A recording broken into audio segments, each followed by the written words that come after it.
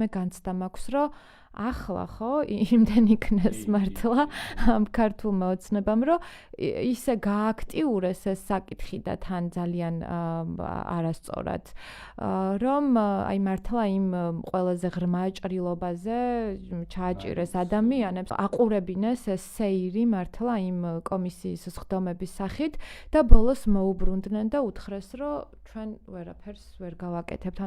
თურმე ყველაფერი ის არის, არაფერი დიდი მარჟები არ არის, არაფერი ყველაფერი კარგად არის და აი კობახიძემ ესეთი რაღაცა თქვა.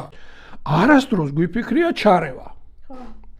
მაგრამ ბიზნესი თუ იმოქმედებს მაღალი სოციალური პასუხისმგებლობით და გვექნება მეტი კოორდინაცია, თავისუფლებით იმოქმედებს. ვფიქრობთ, რომ შედეგის მიღწევა შესაძლებელია. ხო, თვითონ ბიზნესის მხრიდანაც რა პასუხები იყო ამაზე, რა რომ ასეთი სიღრმისეული შესწავლა ამასთან მიახლოებულიც კი არ ისა რა ქვია გვინახავ და აი ეს შეხმატკბილებულად ხო რა და ტანდემში ესენი მართლა სხვა სამყაროში არიან, თორემ მე შემწხვებოდა მაგალითად რომ აი ის თავიდან რაც თქვი იმის მერე დასკვნა გავაკეთე რომ ყველაფერი კარგად ეს არ უნდა იყოს გაგებული ისე როგორც ჩვენ თქვი რომ თითქოს აი მთლიან და ბიზნეს გარემოს ვებზით. მცირე და საშუალო ბიზნესია და დაფუძნებული იქნება ტექნოლოგიაზე, ინოვაციაზე, რაღაცა ცოდნაზე, ხო, ცოდნაზე დაფუძნებული ეკონომიკა, რომელზეც ხშირად ვსაუბრობთ, რომ გვინდა რომ აქ დავნერგოთ, პირიქით ეს არის ის ხერხემალი ერთ-ერთი, ან ყოველ შემთხვევაში ერთ-ერთი თავარი სვეტი, რაზეც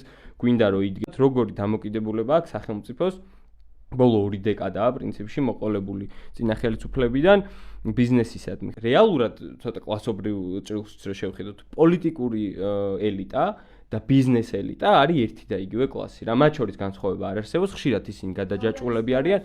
ხო, ხანდახან უბრალოდ ბიზნესს ვერ იყოფენ სინამდვილეში. ხა შენ მუდმივად გეყოლება დაუსაქმებელი ადამიანების არმია, ანუ შენ მარტივად იშოვი მუდმივად მუშა. ხო, სამაგიეროდ ჩვენ ვიქნებით აქ დაალაგებულები. ვიმკით ამ ეკონომიკური პოლიტიკების შედეგებს და დიდი ეჭვი მაქვს, რომ ჩვენი შვილებიც ამ შედეგებს მოიმკიან, ხო? მოდი და რაც გინდა აკეთე, გინდა ბინარე დააბინძურე, გინდა მუშა მოკვდეს საბუშაო ადგილზე, თუ გინდა გაყიდე ის ინვენტარი და გაძარცვე, მოკლედ რაც გინდა მართლა გააკეთე, ფული გააკეთე.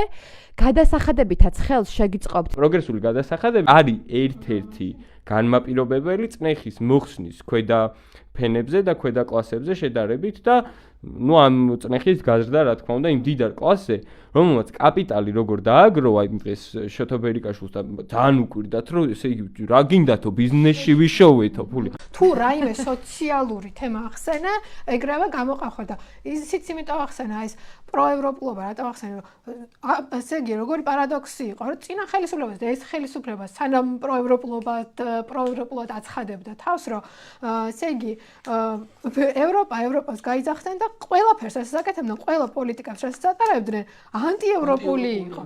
ყველაფერი რაც თქვი რომ იქ მინიმალური ხელფასი, ჯანდაცვა, უმუშევრობის დაზღვევა, განათლება, ეს სოციალური დაზღვევის სისტემა, კეთილდღეობის სახელმწიფოს ეს სისტემები ხო ევროპაში, იქაც განსხვავდება მე რა იქ ხასე კონტინენტურ ევროპაში სხვანაირია, სკანდინავია ცოტა სხვანაირი, მაგრამ ანუ საერთო ჯამში საგადასახადო სისტემა.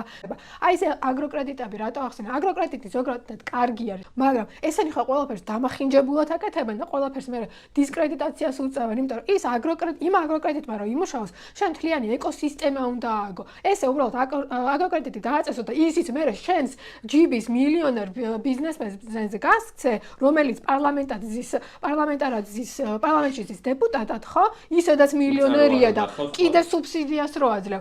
მაგით ვერ განვითარდება, ხო? ეს მაგიტო ახსენე ეს აგროკრედიტი, არა იმიტომ რომ ზოგადად აგროკრედიტში არის პრობლემა. როგორ ხდება? აი რასაც აკეთებენ, ყველაფერს როგორ დამახინჯებულად აკეთებენ და ყველაფერი საბოლოოდ დაიყვანება აი მათ ჯიბეს თან რა უფრო მარტივად მიიტანს უფრო მეტ ფულს, ასე ვთქვათ რა. პოლიტეკონომიურ სისტემას გვასაღებენ, რომ ეს არის ერთადერთი. 30-იანი წლებიდან დაწყებული დღემდე გამოდის, რომ მაინც ერთ ლოგიკაში და ერთ წრეზე ვბრუნავთ. მაგრამ ამ წრის გარღვევა არის შესაძლებელი.